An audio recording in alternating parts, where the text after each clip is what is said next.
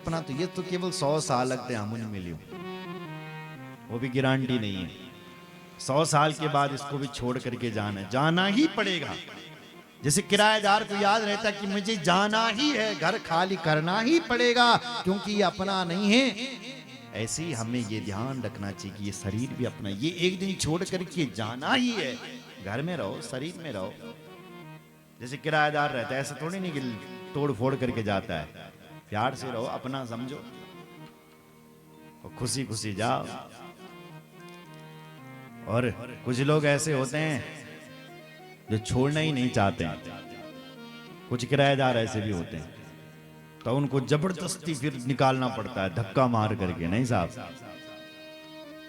ऐसी ही कुछ छोड़ना नहीं चाहते हैं शरीर को, तब यमराज के दूत आते हैं, वो धक्का मार करके उसको ले जाते हैं। वो तो वो मरते समय मलमूत्र त्याग देता, सरकंड मूत्रम विमुंजति।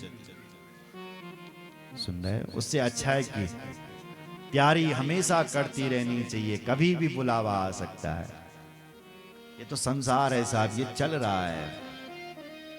अच्छा, चल कैसे रहा है? जैसे रेलगाड़ी चलती है। रेलगाड़ी पर बैठे हो तो रेलगाड़ी कैसे चलती है? हरिद्वार से चल पड़ी दिल्ली के लिए, तो होता क्या है, आप बैठे, ट्रेन चल पड़ी, दो लोग और बैठे, मित्रता होने लगी। आपने कहा क्या लाए हो घर से? उन्होंने कहा लड्डू लेकर के आया। तुम्हें पूछा तुम क्या? आपने बोला मैं परांठा लेकर के आया। तो दोनों ने आपस में बांट दी, घनिष्ठता हो गई, मित्रता हो गई। अब ट्रेन चल पड़ी। अब ट्रेन जब चलती है तो वो स्टेशनों पर रुकती है, न रुक दी। एक स्टेशन आया, रुक गई। उसमें क्या हुआ, पुराना यात्री उतर गया और नया बैठ गया।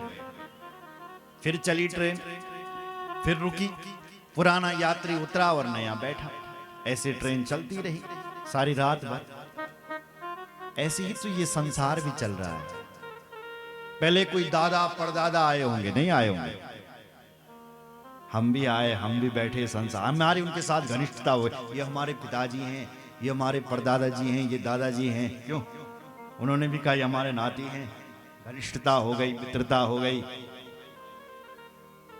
अब हुआ क्या कि उनका स्टेशन आ गया, दादाजी का। वो उतरे, फिर नए नए बैठे। फिर पिताजी का स्टेशन भी आया, फिर और आए, फिर हमारे पुत्र इत्यादि आए।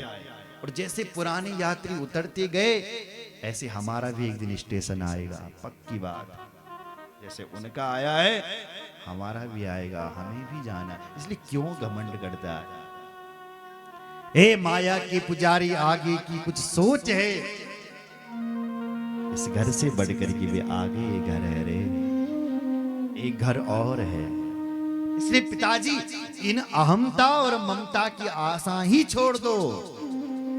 ये कोई अपने नहीं, और इस जगत को क्षणभंगुर समझो। पश्यानिसम जगदिदम क्षणभंगुरिष्टम, और वैराग्य राग रसिको भव भक्ति निष्ठा। अपने अंदर वैराग्य लाओ ना पिताजी।